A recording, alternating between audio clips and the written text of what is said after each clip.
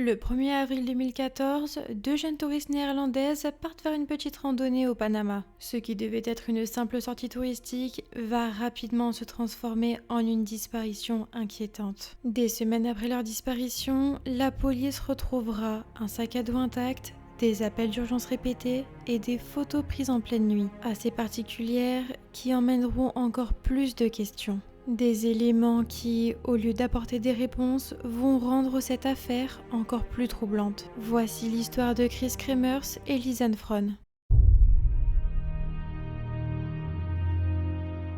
Ce sont deux jeunes amies néerlandaises, Chris Kremers âgée de 21 ans et Lisanne Fron âgée de 22 ans. Elles viennent toutes les deux des Pays-Bas. Ce sont deux jeunes femmes sans histoire, décrites comme sérieuses, joyeuses et très proches l'une de l'autre. Elles partagent beaucoup de choses ensemble, puis en 2014, elles décident de s'offrir un voyage entre amis et partent en direction de Panama. Un voyage qu'elles préparent depuis plusieurs mois. Pas seulement pour faire la fête, mais principalement pour apprendre l'espagnol et réaliser des missions de bénévolat auprès d'enfants. Elles souhaitent particulièrement vivre une expérience humaine loin du tourisme classique. Leur logement se situe à Boquete. Il s'agit d'une petite ville touristique qui est entourée de montagnes. Un cadre paradisiaque en apparence avec cette jungle assez dense mais qui peut rapidement devenir hostile. Elles rigolent et se font de bons souvenirs. Mais tout bascule le jour du 1er avril 2014. Ce jour qui devait être banal mais qui marquera le début d'un mystère. C'est une belle journée qui débute à Panama. Le soleil et la chaleur motivent les deux jeunes femmes à faire une petite randonnée pour découvrir la montagne. Elles se rendent alors sur le sentier du Pianista. À cet instant, rien ne laisse alors penser que cette sortie va mal tourner. Cet endroit est très connu et très réputé comme accessible en début, mais il peut vite devenir dangereux au-delà du sommet. À partir de là, la jungle devient très dense, les repères disparaissent dans l'immensité de la nature et les chemins se confondent. Mais ce n'est pas ce qui freine Chris et Lisanne, qui partent sans guide. Comme beaucoup de voyageurs, elles sous-estiment les risques. Elles emportent avec elles un sac à dos, leur téléphone, un appareil photo et de l'eau. Malheureusement, elles ne pensent pas à prendre un équipement de survie, une carte et de la nourriture en cas de problème. Elles commencent alors à marcher sur le sentier aux alentours de 11 heures. La randonnée débute bien, elles rigolent et passent un bon moment, comme le montre cette photo. On les voit toutes les deux très souriantes, elles se trouvent à ce moment-là au sommet du sentier. Mais c'est la dernière fois qu'on les verra vivantes. Et le soir, elles ne rentrent pas. Et l'inquiétude commence à doucement s'installer. D'autant plus que le chien de la famille qui les héberge rentre seul, ce qui accentue l'inquiétude. Mais peut-être qu'elles se sont perdues et ont décidé de passer la nuit à la Belle Étoile pour revenir sur leurs pas à l'aube du petit matin.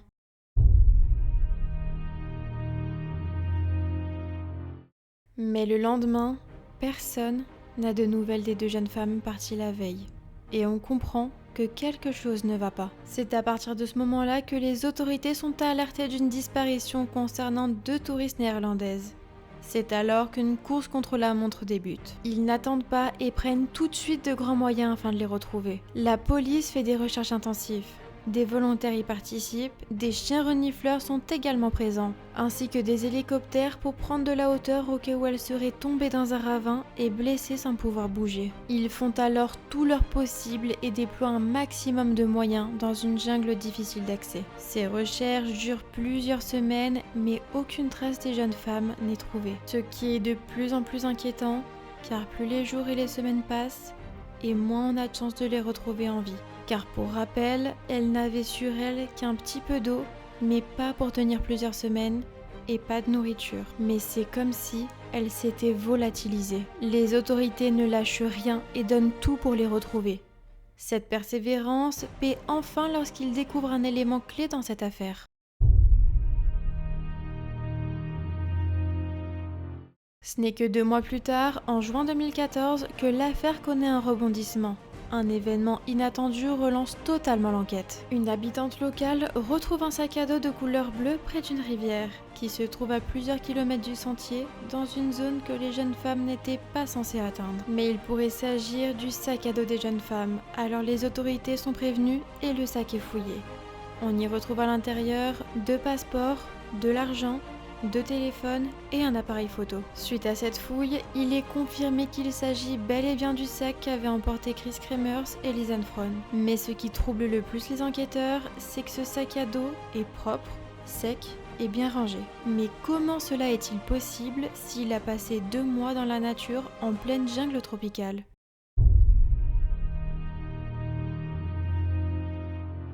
Le premier réflexe des enquêteurs est de fouiller en priorité les téléphones retrouvés dans le sac à dos.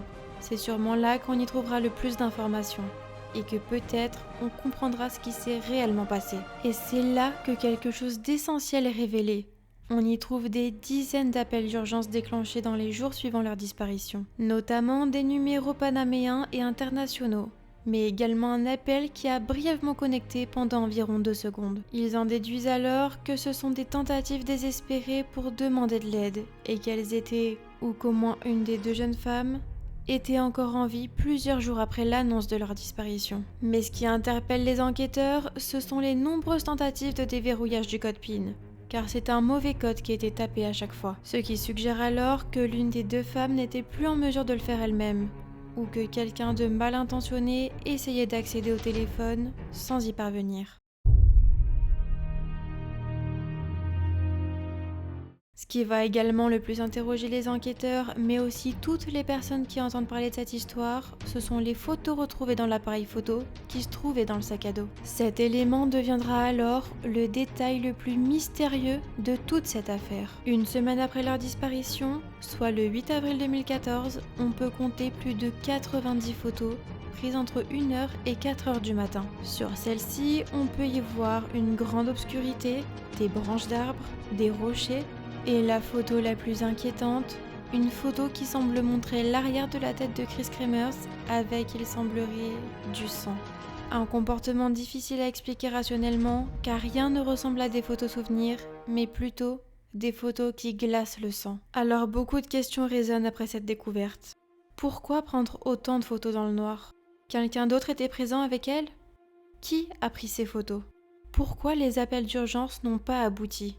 Mais toutes ces questions restent sans réponse. Ce qui devait faire avancer les recherches ne font qu'accentuer les questions sur les événements. Quelque temps plus tard, on retrouve des ossements humains qui étaient le long de la rivière où a été retrouvé le sac à dos quelque temps auparavant. Il s'agit d'une découverte tragique qui peut cependant donner des réponses, mais malheureusement, celle-ci est incomplète. Après une identification, on peut constater un pied qui était encore dans une chaussure qui appartenait à Lisanne Fron et quelques fragments d'os appartenant à Chris Kremers. Mais les recherches ne sont pas finies car les restes de leur corps ne sont pas retrouvés. Il n'y a que 15% du squelette de Lisanne Fron et moins de 1% du squelette de Chris Kremers. Malheureusement, avec si peu d'éléments, les médecins légistes ne peuvent pas conclure les causes du décès. C'est ainsi que le mystère reste toujours entier.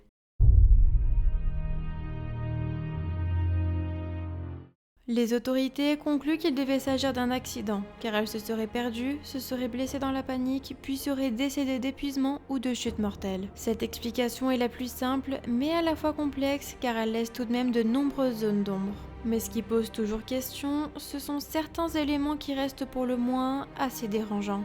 Pourquoi le sac à dos était intact après 2 mois ? Quelles sont ces photos nocturnes et qui les a prises ? Pourquoi et qui a passé ces appels étalés sur plusieurs jours ? Et pourquoi leur squelette a été dispersé. Cette affaire ne connaît pas de réelle conclusion, il s'agit malheureusement donc d'une affaire non résolue.